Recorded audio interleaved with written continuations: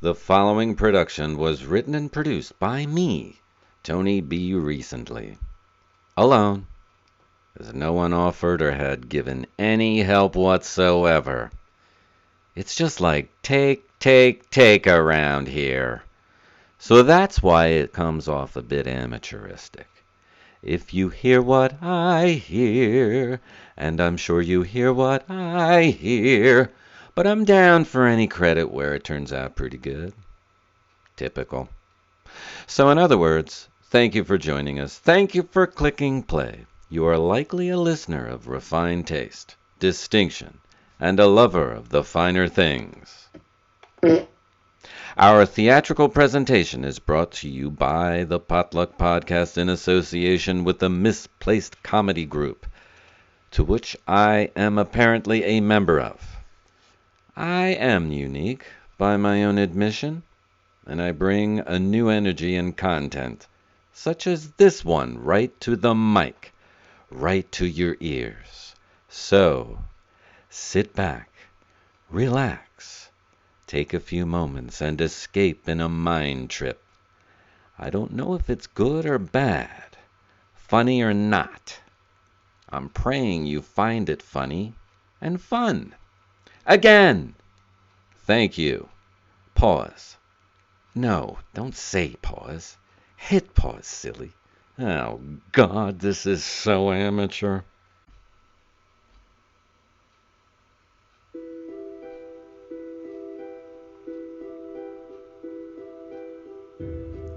We summarily return now to our oblique, scary tale of Harry and his new, twisted and dark vaudevillian show, where freaks meet up with terribly sweet timing and horrifyingly cruel irony, where mental capacities are obscenely tested, where the exhaustive balance of one's own psychosis is challenged, like a hit below the belt and a rear end to the hilt.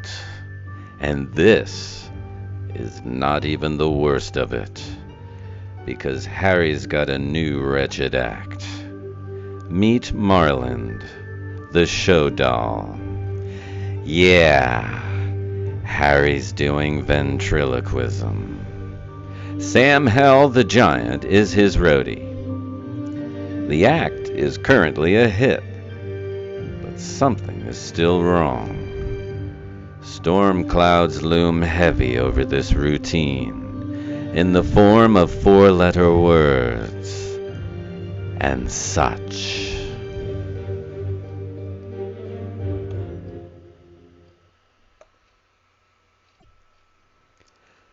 Our play opens in the middle of one of Harry's new routines with Marland.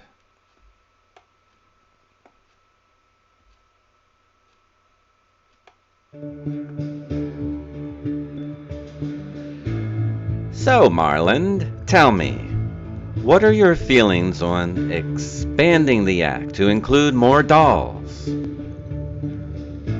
I hate it. Why don't you shut your mouth and I'll do the show myself, Marland says. Harry replies, I have to shut my mouth? And what do you suppose I do? Just stand there, Marland says, and look pretty, okay? As pretty as you can. Can you put on a little lipstick? What? Harry says.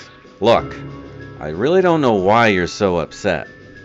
Marland replies, Harry, I told you something is eating at me. Harry says, well, what's eating you now, Marland? I have termites, and they're eating me alive. How the hell did you get termites, Harry asks. Marland replies, from when I fucked this doll up in North Jersey. That is not possible, Harry replies. There was no other doll along the way. Marlin says then, "Who do you think is coming up with all these funny lines? You? Ha!" Harry says, "Okay, Marlin. You're just a doll. I'm going to put you away now." Marlin replies, "And you're just a fuck-face meatbag pile of shit." "Whoa, whoa, whoa," Harry responds. "Keep it clean, Marlin. We want to continue doing these shows." "Sorry, everyone. He's just a little out of control tonight." Marlin replies with, "Fuck you." Now, Marlin, we all know your secrets. You're being eaten alive by termites, which, as I think about it, may have occurred during a body part change we had up in New Brunswick. So I will call an exterminator in the morning and have you fumigated. And I resent being referred to as a meatbag when you're full of sawdust, pretty much, apparently. "Oh, Harry," Marlin responds, "easy one, while you're full of shit."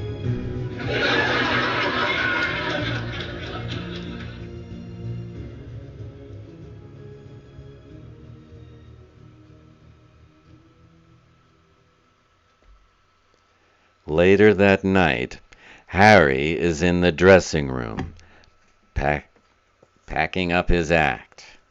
The giant is in the doorway and asks, "So, are we gonna get paid, Harry?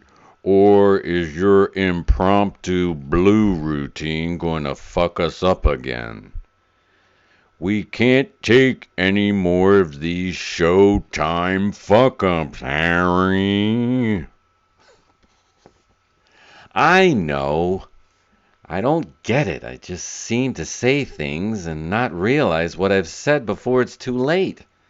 But the audiences seem to love it." "That's true, Harry. Maybe we can find some blue places to work, like the truck stops or something." "That would be good, if it were the mainstream thing. But most places repulse at the very notion of blue content." "Damn, cancel culture sucks," the giant replies. "So at this point, Harry, we're gonna need to fill a stadium to pay our bills." Harry responds, "I know, but I really don't get it. It's like I have no control. I just seem to keep saying things and not realizing what I've said before it's too late. Like, for a moment I'm powerless from even realizing I'm saying anything at all before it's too late. I don't get it." This scene fades.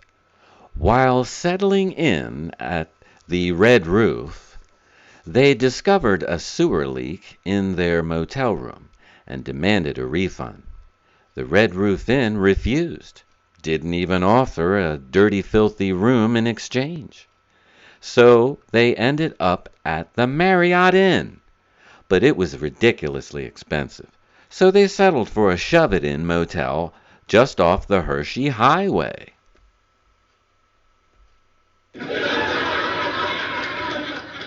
No, really, literally. They rented a motel room just off Route 322, where if you travel west enough, you eventually get to Hershey, PA.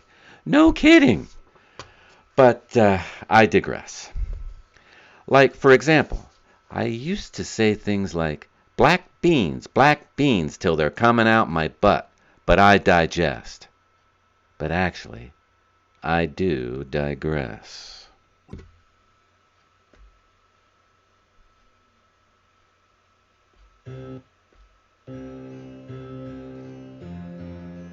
Harry and the what the Sam Hell giant are up to now is an amazing amount of disbelief.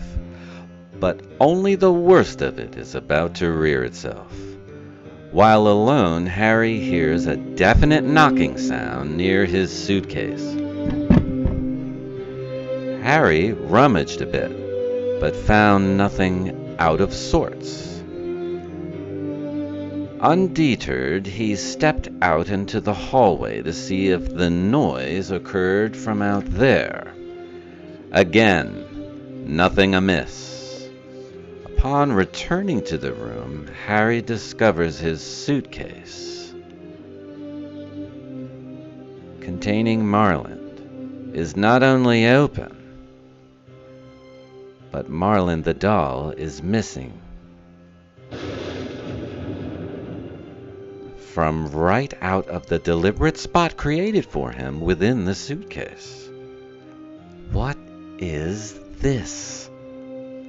Why is the suitcase open and Marland missing?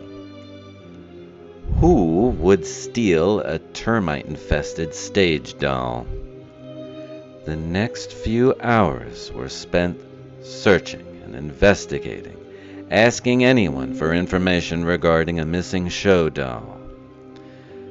The giant made up flyers to distribute and staple to poles throughout the area of their stay. All they could do now is wait in hopes someone would call them, truly and completely out of desperation.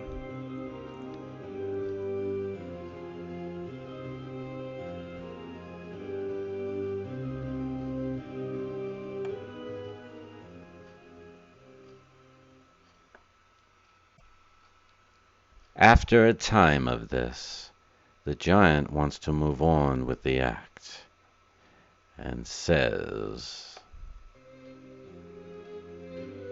You know, Harry, you could drop this potty-mouthed doll of yours and we could work on something more morally compassed.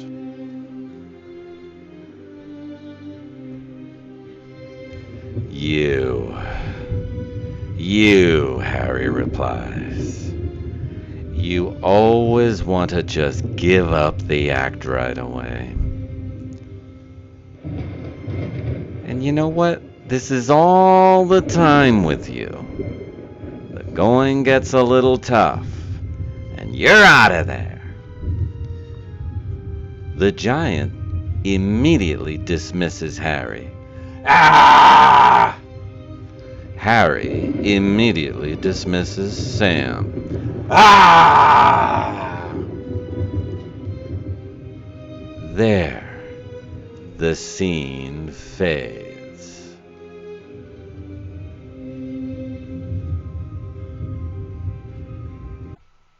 Unfazed, the giant goes to his room. Not realizing the extent of his fatigue, Harry unintentionally falls asleep.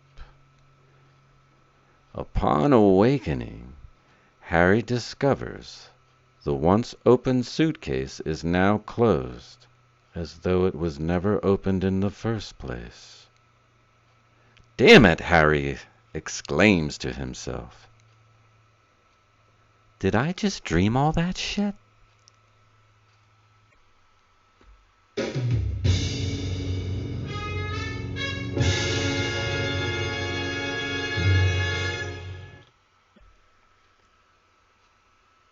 Thank you again. We hope you enjoyed, and have a great rest of the day.